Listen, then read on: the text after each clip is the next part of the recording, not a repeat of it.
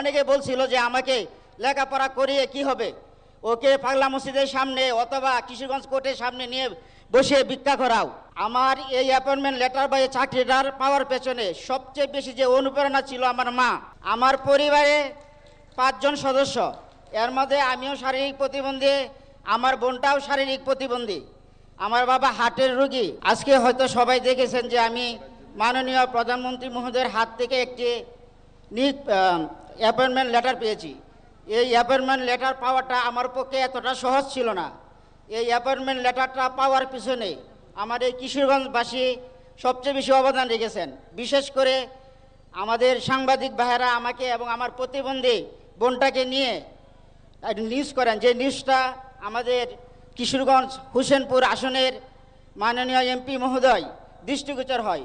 পরে মাননীয় এমপি মহোদয় আমাদের কুলিয়াচর ভৈরব আসনের মাননীয় প্রতিমন্ত্রী মহোদয় জনাব আলম স্যারের দৃষ্টিগোচরের মাধ্যমে মাননীয় সমাজ কল্যাণ মন্ত্রীদেরকে অবহিত করে মাননীয় প্রধানমন্ত্রী মহোদয়ের দৃষ্টিগোচরের মাধ্যমে আজকে আমি এই অ্যাপয়েন্টমেন্ট লেটারটা পাই।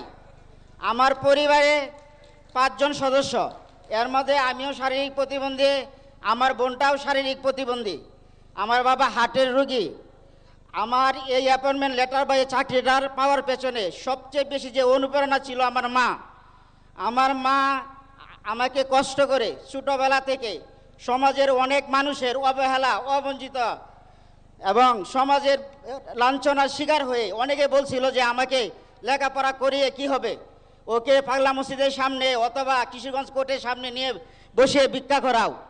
আজকে আমি সত্যিই খুব ধন্য এবং গর্বিত যে আমি আমাদের কিশোরগঞ্জের সকলের প্রচেষ্টার মাধ্যমে মাননীয় প্রধানমন্ত্রী মহোদয়ের হাত থেকে আজকে এই অ্যাপয়েন্টমেন্ট লেটারটি পেয়েছি।